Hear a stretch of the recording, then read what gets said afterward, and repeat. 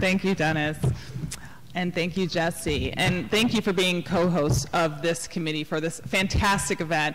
As you mentioned, I'm the editor of the Chicago Reporter magazine, and we've been doing the same work around race and poverty for the last 40 years. So it's very critical for organizations like the Shriver Center. We rely on the Shriver Center every year with a report card in particular to make sure that politicians are kept to their word around issues that are important to the city of Chicago, particularly now as so many people struggle for housing, to keep their homes, to keep their jobs or get jobs, and a myriad of other different issues. So it's exciting to be here tonight and participate in this event. Sargent Shriver, as you may know, passed away earlier this year.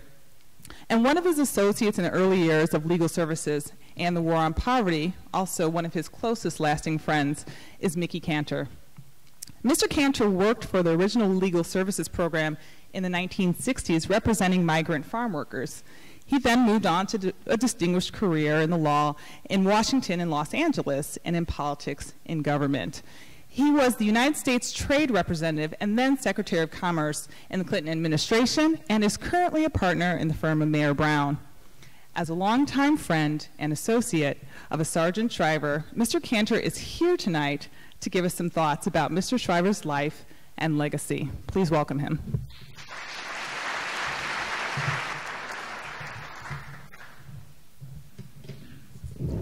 First of all, thank you all for having me here. This is nothing but a joy for me for a number of reasons, not the least of which is it's about legal services and it's about Sargent Shriver. I can't think of anything that makes me more emotional and touches my heart more than those two subjects.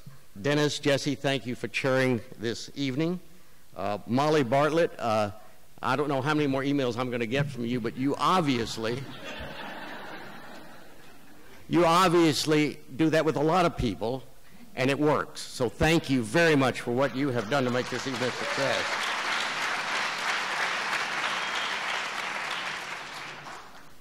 Debra Harrington, congratulations on the award. You have a lot to live up to, as we all do, and I look forward to your receiving this award. Samantha B., you're a hero in our household. As we watch The Daily Show, I got to admit we TiVo it in Los Angeles, because I'm asleep in LA before it comes on, but we're delighted, delighted with your work and delighted you're here, and thank you for giving your time for this important and critical cause. I have two old friends here. I've got Kevin and Margaret O'Keefe are here, and if you ever want anyone at your back when you're in trouble, it's Kevin O'Keefe. So thank you both for being here tonight.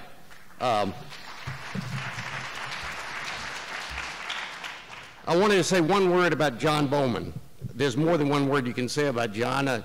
I'm sure he will be embarrassed that I say anything. He is a stalwart. He is the kind of person that we all want to be associated with.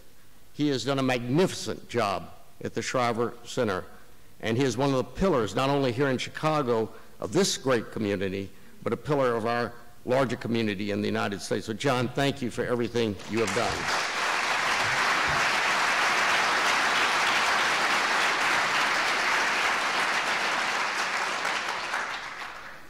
Tonight we're talking about access, we're talking about social and economic justice, but we're talking about Sargent Shriver. But you can't talk about those things without talking about Sargent, because that's what he was about, as Kimbriell referred to earlier. Let me say one thing, though, that does interest me. Only a law school would start the first row with the letter D.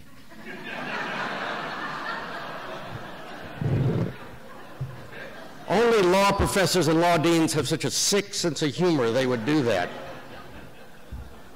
I was going to blame it on my partner Bob Hellman, but he's not here that I can rag him about that. Let me talk about Sargent a little bit. I met Sargent, it's almost exactly 40 years ago.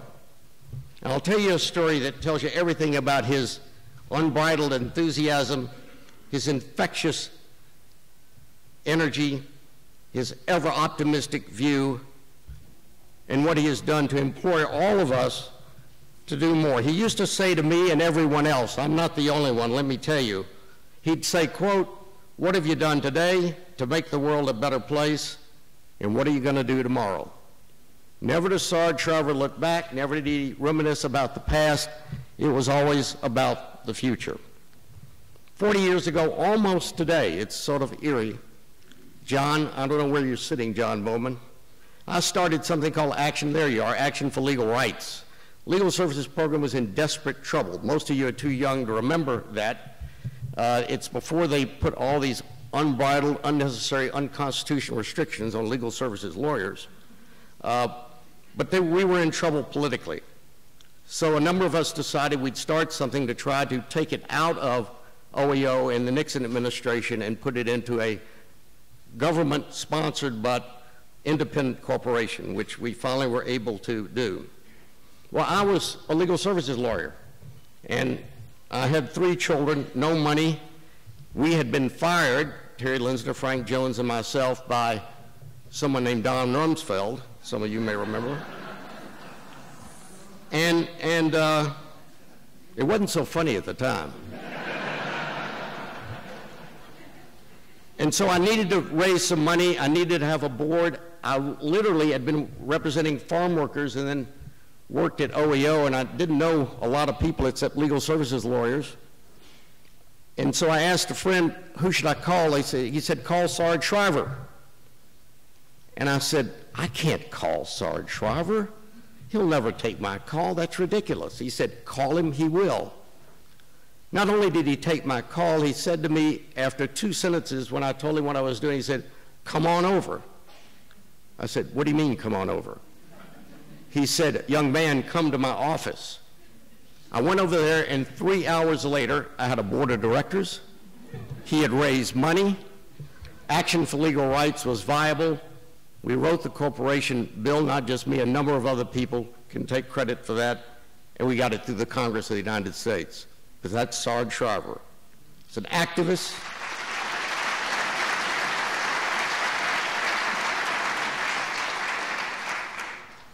An activist, always undaunted. He empowered people, and he understood what empowering people meant before most people used the term. He knew how to move quickly. He knew how to gather the available resources, and he never let up and never gave up. We were at that point in American history before legal services. We had the legal aid societies, which were not lawyers trained in poverty law. There was no such thing. But the genesis, of course, of the Shriver Center is called a backup center. And the combination of backup centers, the Poverty Law Reporter, the Clearinghouse Review, which still exists today and is a terrific publication for those of you not familiar with it, were the genesis of trying to create, or the foundation, lawyers who actually understood what poverty was all about, what poverty law was all about, and sent us, I was one of them, out there as young lawyers right out of law school to fight the battles. Our clients were the heroes. They're the ones who had to stand up against impossible odds, but we were there to try to open the doors for them, and to even today, that is so necessary and such a difficult thing to do. Many times, legal services was the victim of congressional fights, as we are today in legal services, where restrictions are put on the role of legal services lawyer and what they can do for their clients. Frankly, for the life of me, I don't understand, and never have and never will, why a lawyer for legal services is different than a lawyer for my clients, a lawyer at Mayor Brown, and what we can do. Frankly, folks, there is no difference. And what they are doing by restricting legal services and tying their hands behind their backs is taking away from poor people access to the courts, access to administrative agencies, access to legislatures and to the Congress. That's where the Shriver Center comes in. It's done a magnificent job in trying to fill that very large hole. Sarge was not only the founder and the thought behind legal services. Remember, there are 5 institutions that exist today that serve us so well and will be there forever. The Peace Corps, Head Start, Job Corps, Special Olympics with his beloved Eunice, and legal services. No other American ever in the history of this country has started 5 institutions that exist today and will exist forever that do so much for the poor and the deprived and those who are powerless. And that's the legacy of Sarge Shriver.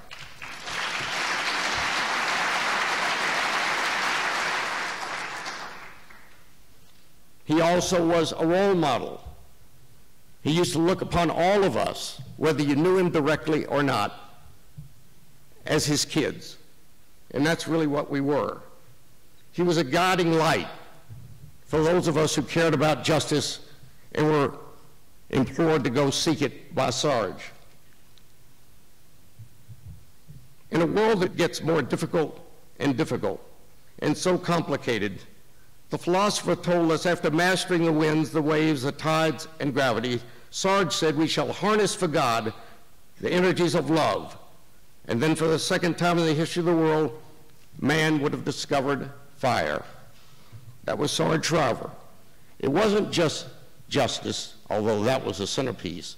It was about love and caring for his fellow human being and giving it back and joining the fray and committing himself and everyone around him to follow his example. Thank you for having me, and let me just finish by saying we're all Sarge's kids. Thank you very much.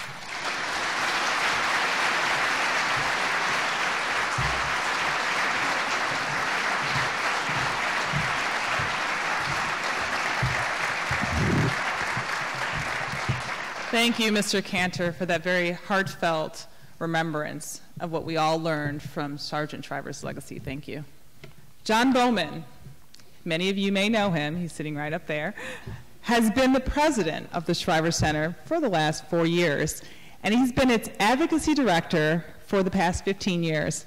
He's got a little work to do here tonight, so we're going to ask you to come on up, John.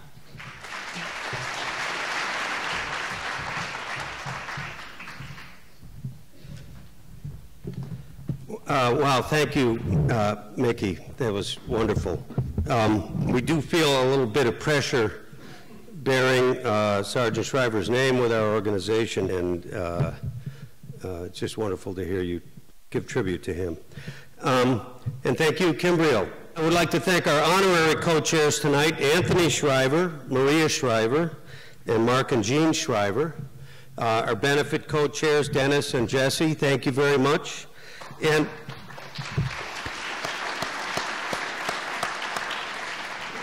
Dennis is also, with his law firm, our presenting sponsor tonight. Our patrons are Sheldon Baskin and Judy Wise, Bill and Irene Beck, our good friends at Goldberg Cohn, Francis Gow, who's also on our board, Quarles and Brady, LLP, and Janice Rogers. And then a special thanks tonight to Betty Lou and Paul Saltzman, who are helping us this evening. Thank you very much. We have an official airline at the Shriver Center, and it's Southwest, and they're helping us tonight too. Thank you. Now, I don't know if you heard, but we won an award earlier this year at the Shriver Center. The John D. and Catherine T. MacArthur Foundation selected the Shriver Center as a 2010 recipient of its prestigious Creative and Effective Organizations Award.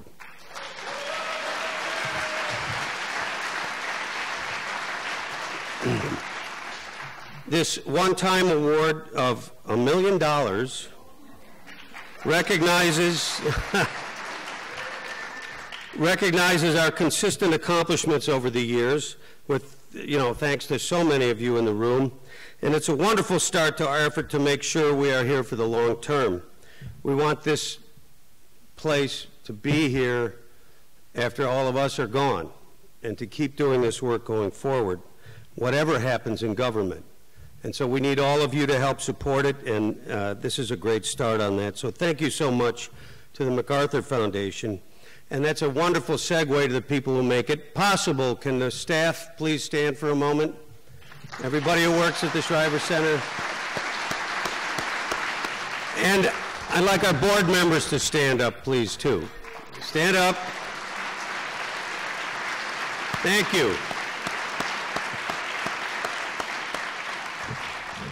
Sorry to make you stand again, Mickey.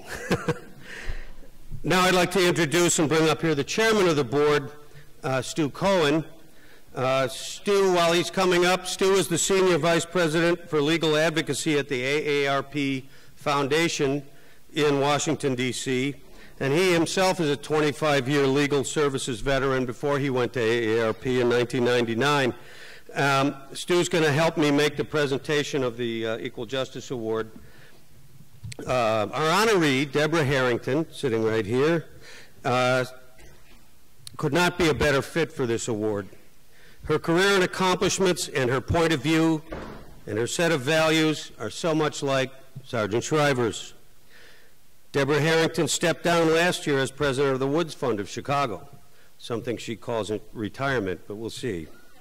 Under her leadership, the Woods Fund's priorities were public policy, advocacy, and community organizing, especially the joining of those two fields. But let's not gloss over that.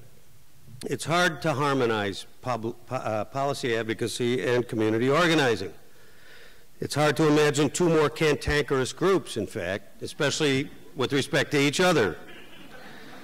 But Deborah was convinced that when they do manage to work together, the result is powerful. People are empowered, and change happens. Deborah knew how to build those collaborations with strategic grant-making, willpower, and a demand for excellence wrapped in one of the sweetest personalities you're likely to find. Quite an irresistible combination. Prior to her work at the Woods Fund, Deborah had a long career in the public sector serving low-income people and communities. Throughout her career, she has been active volunteer and activist, comfortable as a quiet team player, and as a high-profile leader. She is prominent in so many areas that it is almost impossible to tell when and if she has ever paid for any of it. The consistent theme, though, is service to the community and to low-income and disadvantaged people. She is on so many boards and task forces, including the Public Policy Advisory Board of the National Council on Foundations, Business and Professional People for the Public Interest, the Illinois Fresh Food Marketing Task Force, the statewide Political Reform Coalition, Change Illinois, the Urban Weatherization Initiative Board, and the Illinois Campaign Finance Reform Task Force, plus a number of community-based and nonprofit organizations. That's retirement. Deborah has had and is having a wonderful career in public service. She has that rare combination of a feel for what life is like on the ground in communities and an ability to drive high-level policy change. It is our pleasure and our honor to present Debra Harrington the 2011 Sargent Shriver Award for Equal Justice. Come on up, Deborah.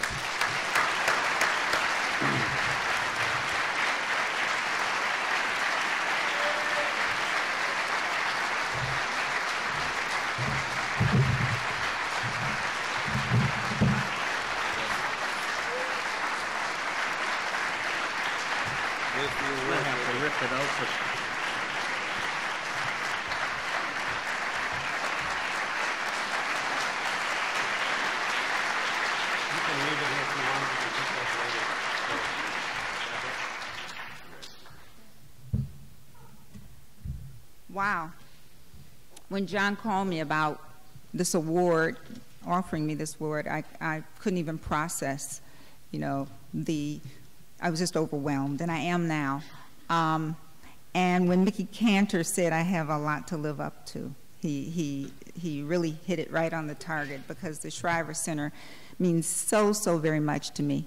But I do have a few remarks, but before I start, whoever sent this beautiful corsage to me, it was a beautiful card but no name. So I just want to thank you for it. I feel like I'm at prom tonight. So I'm absolutely overwhelmed and honored by the enormity of this award. Given the stature of former recipients, I do not take this honor lightly, or as my goddaughter told me, I'm walking in tall cotton. And although it's cliche, I'm standing on the shoulders of countless leaders and mentors and ordinary folk fighting to make a difference. And I also want to take this opportunity to recognize the 50th anniversary month of the bold and courageous freedom riders and pay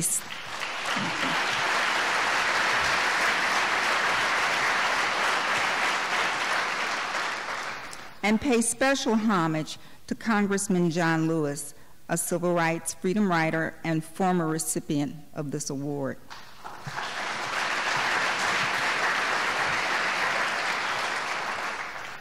I hold the work of the Shriver Center in very high regard for its positive impact on countless disenfranchised and less advantaged people. But I have to divulge a secret. I haven't always felt this way. I first became aware of the Shriver Center in the 90s, when many advocacy groups were trying to figure out how to best implement welfare reform law. And the Shriver Center had a publication at that time called Illinois Welfare News, which provided information on promising practices and other strategies for policy reform. The publication also ran a lively column called Let's Get It Right! Exclamation point, where the ideas of actual people receiving welfare could publicly share their ideas, and their ideas could be considered. That's a radical concept, right? So at the time, I was employed by state government and assigned to the Governor's Task Force on Human Services Reform. And suffice it to say, the content of this publication, which at times critiqued welfare reform implementation, was not well received by human service bureaucrats. And the Shriver publication was banned from our offices. So you see, in 1996, I was fairly dubious about this highly provocative and potentially dissident social justice organization. But a few years after that, it came to the Woods Fund, an incredible social justice foundation. And I saw the light. And since that time, there's been a sea shift in my point of view. And I have great admiration and profound gratitude for the Shriver Center's significant and influential body of work. And I'm delighted to be a part of this advocacy community. The Shriver Center is a formidable force in advancing comprehensive and innovative policies that truly get at the heart of poverty alleviation. For example, while our country continues to struggle with its national health care reform agenda, 10 years ago, the Shriver Center drafted family care legislation and helped win health care insurance for low-income working parents. And as we struggle to figure out ways to effectively ease our country's outrageous economic meltdown, about 10 years ago, Shriver created the economic development program FLIP, Financial Links for Low-Income People, to expand financial education and provide asset building opportunities for low-income people. And today, as convener of the Responsible Budget Coalition, the Shriver Center leads the state budget battle in seeking a sensible budget with adequate revenue. This vital coalition, and I don't know the number, but I think it's over 300 organizations strong, has formed a path of purposeful solidarity among many groups that typically don't come together. And those are the groups that John was referring to earlier: organizers, policy advocates, everyone. Can I get a show of hands for people in the House who are members of the Responsible Budget Coalition? I know there are a lot. Yeah, thank you. We need more warriors like you.